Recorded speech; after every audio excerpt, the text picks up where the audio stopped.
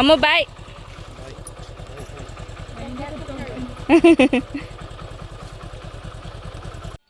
ಯಾರು ದೂರ ಹೇಳ್ತಾರೋರು ನಿನಗೆ? ಹಾಂ, ಇದು ಯಾರು ಬಿಸ್ಕೆಟ್ ಬಾಯ್ ಬಾಯ್.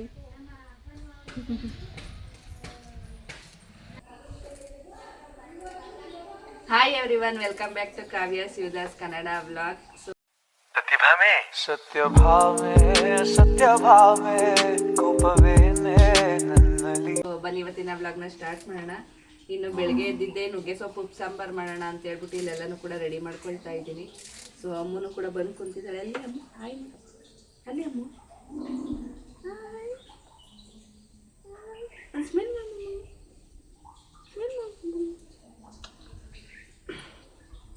ಸೊ ಬನ್ನಿ ಇವತ್ತಿನ ವ್ಲಾಗ್ನ ಸ್ಟಾರ್ಟ್ ಮಾಡೋಣ. ಇವತ್ತಿನ ದಿನ ಹೇಗಿರುತ್ತೆ ಅಂತ ಈ ವಿಡಿಯೋದಲ್ಲಿ ನಾನು ನಿಮ್ಮ ಹತ್ರ ಶೇರ್ ಮಾಡ್ಕೊಳ್ತೀನಿ. ಹಾಗೆಯೇ ಇನ್ನೂ ಯಾರು ಕಾವ್ಯ ಶಿವದಾಸ್ ಕನ್ನಡ ವ್ಲಾಗ್ ಚಾನಲ್ನ ಸಬ್ಸ್ಕ್ರೈಬ್ ಮಾಡದೆ ನೋಡ್ತಿದ್ದೀರಾ ಅಂದರೆ ಸಬ್ಸ್ಕ್ರೈಬ್ ಮಾಡಿಕೊಂಡು ಸಪೋರ್ಟ್ನ ಮಾಡಿ. ಸೊ ಬನ್ನಿ ವ್ಲಾಗ್ನ ಸ್ಟಾರ್ಟ್ ಮಾಡೋಣ. ಇವತ್ತು ಬೆಳಿಗ್ಗೆ ಎದ್ದಿದ ತಕ್ಷಣ ಹಂಗೆ ವಾಕಿಂಗ್ ಮಾಡಬೇಕಾದ್ರೆ ನುಗ್ಗೆ ಸೊಪ್ಪನ್ನ ನೋಡಿದೆ. ಇನ್ನೂ ನುಗ್ಗೆ ಸೊಪ್ಪು ನೋಡಿದ್ಮೇಲೆ ಬಿಡ್ತೀವ? ಆವಾಗ ತಾನೇ ಚಿಗ್ರಿತ್ತು, ಎಳ್ಸು ನುಗ್ಗೆ ಸೊಪ್ಪು ಇದನ್ನು ಹಾಕೊಂಡು ಉಪ್ಪು ಸಾಂಬಾರನ್ನ ಮಾಡ್ಕೊಂಡು ಬಿಸಿ ಬಿಸಿ ಮುದ್ದೆ ಜೊತೆ ತಿಂತಿದ್ರೆ ಆಹಾ ಸಖತ್ತಾಗಿರುತ್ತೆ. ಇನ್ನೆಲ್ಲ ಊಟದ ಮುಂದೆ ಉಪ್ಸಾರು ಮುಂದೆ ಎಲ್ಲ ಊಟನೂ ಕಮ್ಮಿನೇ ಅಂತ ಅನಿಸುತ್ತೆ. ಅದರಲ್ಲಿ ಹಿಂಗೆ ಎಳ್ಸಿರುವಂಥ ನುಗ್ಗೆ ಸೊಪ್ಪನ್ನ ಹಾಕೊಂಡು ತಿಂತಿದ್ರೆ ಆಹಾ ಸಖತ್ತಾಗಿರುತ್ತೆ. ಈಗಂತೂ ಹಳ್ಳಿ ಕಡೆ ಅಂತೂ ಎಲ್ಲರ ಮನೆ ಮುಂದೆಗಡೆನೂ ನುಗ್ಗೆ ಸೊಪ್ಪು ಅಂತ ಇದ್ದೇ ಇರುತ್ತೆ. ಇನ್ನು ಎಲ್ಲರೂ ಕೂಡ ಹಾಕಿರ್ತಾರೆ. ಇನ್ನು ಹಳ್ಳಿ ಸೈಡ್ ಅಂತೂ ನುಗ್ಗೆ ಸೊಪ್ಪು, ನುಗ್ಗೆಕಾಯಿ, ಕರಿಬೇವಿನ ಸೊಪ್ಪು, ಇನ್ನು ಎಲೆ ಎಲ್ಲನೂ ಕೂಡ ಹಾಕೊಂಡಿರ್ತಾರೆ. ಇವಾಗ ಮನೆ ಹಿಂದೆಗಡೆ ಸ್ವಲ್ಪ ಜಾಗ ಇದ್ರೆ ಸಾಕು ಹಿಂಗೆಲ್ಲ ಹಾಕೊಂಡಿರ್ತಾರೆ. ಇವಾಗ ಹಿಂಗೆ ಚಿಗುರು ಇರುತ್ತಲ್ಲ, ಇದನ್ನೇ ಹಾಕೊಂಡು ಮಾಡಿದ್ರೆ ಸಖತ್ತಾಗಿರುತ್ತೆ. ಹಾಗೇನೆ ಸ್ವಲ್ಪ ಅದ್ರದ್ದು ನುಗ್ಗೆ ಸೊಪ್ಪಿನ ಹೂವನ್ನು ಕೂಡ ಸಿಕ್ತು ನೋಡಿ. ಈ ಥರ ಇದನ್ನು ಹಾಕೊಂಡು ಮಾಡ್ತಿದ್ರೆ ಸಖತ್ತಾಗಿರುತ್ತೆ. ಒಳ್ಳೆ ಮೊಟ್ಟೆ ಟೇಸ್ಟ್ ಸಿಗುತ್ತೆ ಇದನ್ನು ಹಾಕೊಂಡು ಮಾಡ್ಕೊಂಡು ಉಪ್ಸಾರು ತಿಂತಾ ಇದ್ರೆ. ಸೊ ಅದಕ್ಕೆ ಇವಾಗ ಬೆಳಗ್ಗೆನೆ ಮಾಡ್ಕೊಳ್ಳೋಣ ಅಂತ ಹೇಳಿ ಉಪ್ಸಾರಿಗೆ ರುಬ್ಕೊ ರೆಡಿನ ಮಾಡ್ಕೊಳ್ತಾ ಇದ್ದೀನಿ. ತುಂಬಾ ಈಸಿ. ಬಟ್ ಇದರಲ್ಲಿ ಏನಪ್ಪ ಟ್ರಿಕ್ ಅಂದರೆ ಉಪ್ಸಾರು ಚೆನ್ನಾಗಿರ್ಬೇಕು ಅಂದರೆ ಮೇಯ್ನಾಗಿ ನಮ್ಮ ಕಡೆ ಎಲ್ಲ ಉಪ್ಪು ಸಾಂಬಾರು ಖಾರನ ಮಾಡ್ತಾರೆ. ಮೇಯ್ನ್ ಅದೇ, ಅದೊಂದು ಇದ್ಬಿಟ್ರೆ ಸಾಕು. ಉಪ್ಸಾರು ಹಂಗಾರ ಮಾಡ್ಕೊಳ್ಳಿ, ಟೇಸ್ಟ್ ಮಾತ್ರ ಸಖತ್ತಾಗಿರುತ್ತೆ. ಅದೊಂದು ಸ್ವಲ್ಪ ಏನಾದರೂ ಎಡವಟ್ಟಾಗಿ ಟೇಸ್ಟ್ ಹೋಯ್ತು ಅಂದರೆ ಉಪ್ಸಾರು ಟೇಸ್ಟೇ ಸಿಗಲ್ಲ. ಅದಕ್ಕೇನೆ ನಾನು ಉಪ್ಸಾರು ಮಾಡೋದನ್ನ ಹೇಳ್ಕೊಡ್ತಾ ಇಲ್ಲ, ಉಪ್ಸಾರು ಖಾರನ ಹೇಗೆ ಮಾಡೋದು ಅಂತ ಹೇಳ್ಕೊಡ್ತಾ ಇದ್ದೀನಿ. ಇದೊಂದು ಕಲ್ತ್ಕೊಬಿಡಿ. ಏನು ಹಾಕೊಂಡು ಉಪ್ಸಾರು ಮಾಡ್ಕೊಂಡ್ರು ಅಷ್ಟೇ ಟೇಸ್ಟ್ ಮಾತ್ರ ಸಖತ್ತಾಗಿರುತ್ತೆ. ಹಾಗೇನೆ ನುಗ್ಗೆ ಸೊಪ್ಪು ಬಿಡಿಸ್ತಾ ಕುಂತಿದ್ದೆ. ಭವ್ಯ ಏನೋ ಕೆಲಸ ಇದೆ ಅಮ್ಮನ ಎತ್ಕೊಂಡ್ಲು. ಸರಿ ಕೊಡು, ನಾನು ಕುಂತ್ಕೊಂಡೆ ಅಲ್ವಾ ಬಿಡಿಸ್ತಿರೋದು. ಕುಂತ್ಕೊಂಡು ಅವಳನ್ನ ಕುಂಡಿಸ್ಕೊಂಡು ಬಿಡಿಸಿದ್ರೆ ಸುಮ್ಮನೆ ಕುಂತ್ಕೊಂತಾಳೆ ಅಷ್ಟೇ. ಅವಳು ಇನ್ನೇನೋ ತೀಟೆ ಮಾಡಲ್ಲ. ಸರಿ ಅಂತ ಅಂದ್ಬಿಟ್ಟು ಅವಳನ್ನ ಕುಣಿಸ್ಕೊಂಡು ಒಂದಷ್ಟು ಸುಮ್ಮನೆ ಕುಂತ್ಕೊಂಡ್ಲು. ಆಮೇಲೆ ನೋಡಿ ಸ್ಟಡಿ ಆದ್ಲು. ಅವಳ ಕೈಗೆ ಏನಾದರೂ ಕೊಡ್ಬೇಕು, ಇವಾಗ ಕಡ್ಡಿ ಎಳಿಬೇಕು, ಸೊಪ್ಪು ಎಳಿಬೇಕು. ಅವಳನ್ನೊಂದಷ್ಟು ತಂಗೆ ಆಟ ಆಡಿಸ್ಕೊಂಡು ಕೆಲಸನ ಮಾಡ್ಕೊಳ್ತಾ ಇದೆ. ಇನ್ನು ಇವಳು ಬಂದಮೇಲೆ ಕೆಲಸಗಳೆಲ್ಲ ನಿಧಾನನೇ ಬಿಡಿ. ಯಾಕಂದರೆ ಇವಳನ್ನ ಎತ್ಕೊಳ್ಳೋದು, ಇವಳನ್ನ ಆಟ ಆಡ್ಸೋದು, ಇನ್ನು ಇವಳನ್ನ ಆಟ ಆಡಿಸ್ಕೊಂಡು ನಿಂತ್ಕೊಂಡ್ರೆ ಕೆಲಸದ ಕಡೆ ಗಮನನೇ ಹೋಗಲ್ಲ. ಹಂಗೆ ಆಟ ಆಡಿಸ್ಕೊಂಡು ಎದ್ಬಿಡೋಣ ಅಂತ ಅನಿಸುತ್ತೆ. ಹಾಗೇನೆ ಅವಳನ್ನು ಕೂಡ ಎತ್ಕೊಂಡು ಹಾಗೇನೆ ಸೊಪ್ಪನ್ನು ಕೂಡ ಬಿಡಿಸ್ಕೊಳ್ತಾ ಇದೆ. ಇನ್ನು ಸೊಪ್ಪೆಲ್ಲ ಬಿಡಿಸ್ಕೊಂಡಿದ್ದಾಯ್ತು. ಆವಾಗಲೇ ಹೇಳಿದ್ನಲ್ಲ, ಬನ್ನಿ ಇವಾಗ ಉಪ್ಸಾರು ಖಾರ ಹೇಗೆ ಮಾಡೋದು ಅಂತ ನೋಡೋಣ. ಒಂದು ಕಡಾಯಿಗೆ ನಿಮ್ಗೆ ಎಷ್ಟು ಮೆಣಸಿಕಾಯಿ ಬೇಕೋ ಅಷ್ಟು ಹಾಕೊಂಡು, ಕಡಾಯಿಗೆ ಸ್ವಲ್ಪ ಹುಣಸೆ ಹಣ್ಣು ಹಾಗೇನೆ ಒಂದು 4 ಗೆಡ್ಡೆ ಬೆಳ್ಳುಳ್ಳಿನ ಹಾಕೊಂಡು ಕ್ಲೀನಾಗಿ ಫ್ರೈ ಮಾಡ್ಕೊಳ್ಳಿ. ಏನಕ್ಕೆ ಈ ರೀತಿ ಫ್ರೈ ಮಾಡ್ಕೊಳ್ಳೋದು ಅಂತಂದರೆ, ಹುಣಸೆ ಹಣ್ಣು ಫ್ರೈ ಮಾಡ್ಕೊಂಡ್ರೆ ಜಾಸ್ತಿ ಹುಳಿ ಅಂಶ ಇರುತ್ತಲ್ವ, ಜಾಸ್ತಿ ದಿನ ಇಟ್ಕೋಬೇಕು ಅಂತ ಅಂದರೆ ಅದ್ರದ್ದು ಹುಳಿ ಅಂಶ ಬಂದ್ಬಿಟ್ಟು ಸ್ಮೆಲ್ ಬಂದ್ಬಿಡುತ್ತೆ.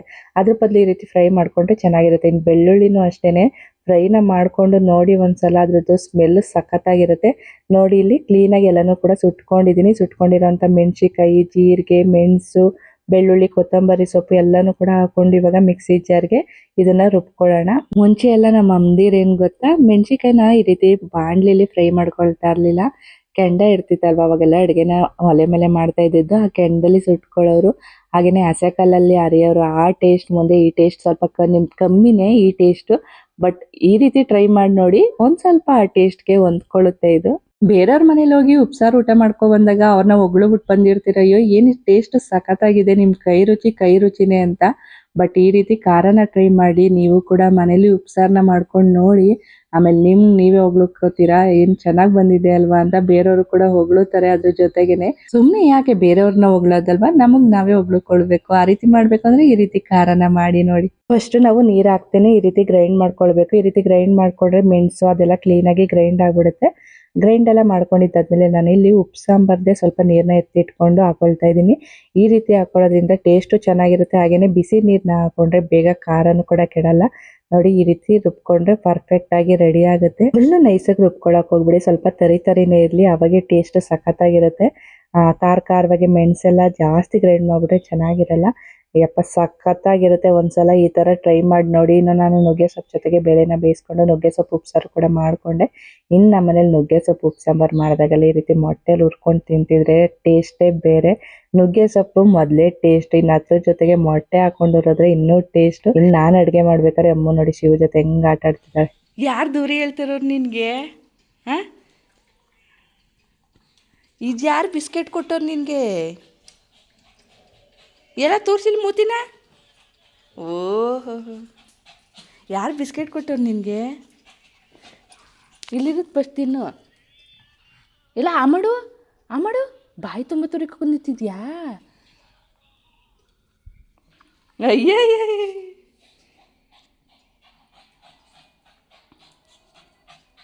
ನಮ್ಮನೇಲಿ ಉಪ್ಸಾರನ್ನ ತಿನ್ಕೊಂಡು ಬೆಳಗ್ಗೆನೆ ಉಪ್ಸಾರು ಮುದ್ದೆ ಸಖತ್ತಾಗಿತ್ತು. ಒಂದ್ಸಲ ನೀವು ಕೂಡ ಮನೇಲಿ ಆ ರೀತಿ ಖಾರನ ಟ್ರೈ ಮಾಡಿ ನೋಡಿ, ಸಖತ್ತಾಗಿರುತ್ತೆ. ಇನ್ನು ಊಟ ಎಲ್ಲ ಮುಗಿಸ್ಕೊಂಡು ಭವ್ಯ ಅವ್ರ ಮನೆಗೆ ಬಂದೆ. ಅವ್ರ ಮನೇಲಿ ವಡೆಗೆ ರೆಡಿ ಮಾಡ್ಕೊಳ್ತಾ ಇದ್ದೀವಿ. ಅಡುಗೆ ಎಲ್ಲ ಆಗಿತ್ತು, ವಡೆ ಒಂದು ಬಾಕಿ ಇತ್ತು ಅಷ್ಟೇ.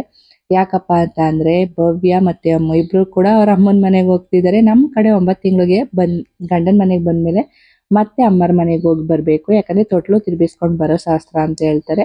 ಇನ್ನು ಅದನ್ನು ಮುಗಿಸ್ಕೊಂಡು ಬಂದರೆ ಎಲ್ಲ ಶಾಸ್ತ್ರನೂ ಕೂಡ ಮುಗ್ದಂಗೆನೆ. ಒಂದು 3 ದಿನ, ಒಂದು ವಾರ, 15 ದಿನ ಈ ರೀತಿ ಇದ್ದು ಬಂದ್ಬಿಡ್ತಾರೆ. ಭವಿನ ಬೇಗ ಬಂದ್ಬಿಡು ಅಂತ ಹೇಳ್ತಾ ಇದ್ದೀನಿ. ಯಾಕಂದರೆ ಅಮ್ಮನ ಬಿಟ್ಟು ಇರೋಕ್ಕೆ ಆಗ್ತಿಲ್ಲ ನಮಗಂತೂ. ಬೆಳಗಿಂದ ಸಂಜೆ ತನಕ ಮನೆಯಲ್ಲೇ ಇರೋಳು, ಹೆಂಗೋ ಟೈಮ್ ಪಾಸ್ ಆಗೋದು. ಬಟ್ ಇವಾಗಂತೂ ಸಿಕ್ಕಾಬಿಟ್ಟೆ ಬೇಜಾರಾಗ್ತಿದೆ.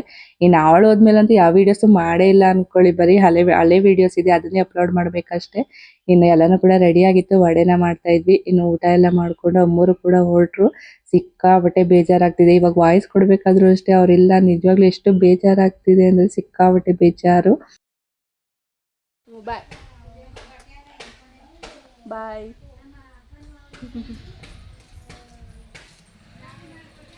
ಅಮ್ಮ ಅವ್ರ ಮನೆಗೆ ಹೋಗ್ತಿದ್ದಾರೆ. ಅಮ್ಮ ಅವ್ರ ನಿಮ್ಮ ಮನೆಗೆ ಹೋಗ್ತಿದ್ಯವ? ಬಾಯ್ ಬಾಯ್ ಬಾಯ್ ಬಾಯ್.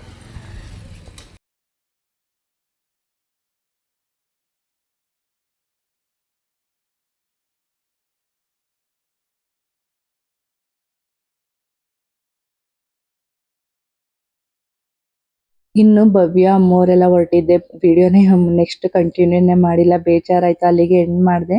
ಸೊ ಈ ವಿಡಿಯೋನ ಇಲ್ಲಿಗೆ ಎಂಡ್ ಮಾಡ್ತಾ ಇದ್ದೀನಿ. ಈ ವಿಡಿಯೋ ನಿಮಗೆ ಅನ್ನಿಸ್ತು ಅಂತ ಕಮೆಂಟ್ ಸೆಕ್ಷನಲ್ಲಿ ತಿಳಿಸಿ. ಹಾಗೆಯೇ ವಿಡಿಯೋ ಇಷ್ಟ ಆದರೆ ವಿಡಿಯೋಗೆ ಒಂದು ಲೈಕ್ ಮಾಡಿ. ಕಾವ್ಯ ಶಿವದಾಸ್ ಕನ್ನಡ ವ್ಲಾಗ್ ಚಾನಲ್ನ ಸಬ್ಸ್ಕ್ರೈಬ್ ಮಾಡಿಕೊಂಡು ಸಪೋರ್ಟ್ನ ಮಾಡಿ. ಮತ್ತೊಂದು ಕುಕ್ಕಿಂಗ್ ವಿಡಿಯೋ ಇಲ್ಲಾಂದರೆ ವ್ಲಾಗಲ್ಲೇ ಮತ್ತೆ ಸಿಗ್ತೀನಿ. ಅಲ್ಲಿವರೆಗೂ bye. Thank you so much. ಮತ್ತೆ ಭೇಟಿಯಾಗೋಣ. ನಮಸ್ಕಾರ.